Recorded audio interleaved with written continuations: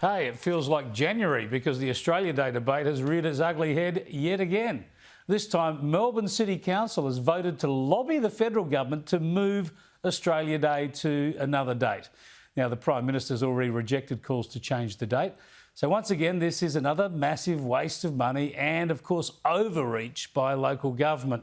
Joining me now is Roshena Campbell, a Melbourne City Councillor who voted against the motion. Roshena, thanks for joining us and thanks for your common sense. Surely the ratepayers of Melbourne don't pay their rates so that their council can lobby Canberra over Australia Day. Absolutely, Chris. So this is the point I made in the chamber last night. There's no resident or trader in the City of Melbourne that's told me they want their rates spent on this. We're a local government. We've got to stick to what's in our patch. That's keeping the city clean, getting people back into it, getting rid of rubbish. We've got plenty to do, big challenges facing our city. We should focus on that. Well, actually, I'll come back to those challenges, but let's have a listen to Sally Capp today. She happened to be in Canberra today, and here's what she said about the issue.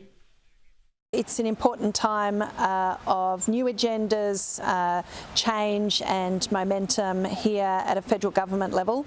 We know the importance of First Nations people and the current debates about the voice and representation in the Constitution, and certainly sentiment of the population of Melbourne and what they're thinking about change is an important part of those discussions.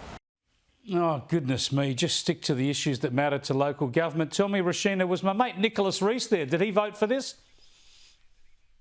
He wasn't in the chamber last night, so no, he didn't lodge a vote, but there were two of us who voted against it and one abstention. And I think it's really important to reflect on what the residents of the City of Melbourne were asked. They were asked if they wanted the date changed.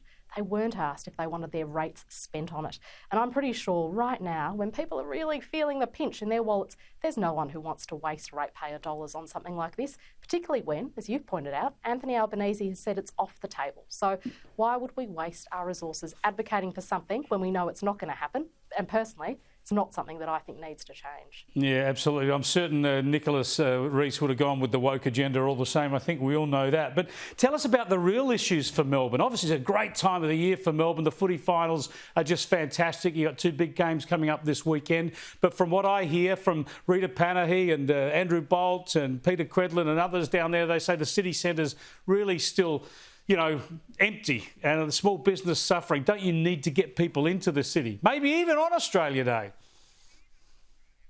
Look, absolutely, and that's a really interesting point because one of the questions I asked in the chamber last night is why we don't do more on Australia Day. We know that when we have these big events, whether it's Fashion Week or our Moomba Parade, the city is flooded with people, and that's great for our small businesses.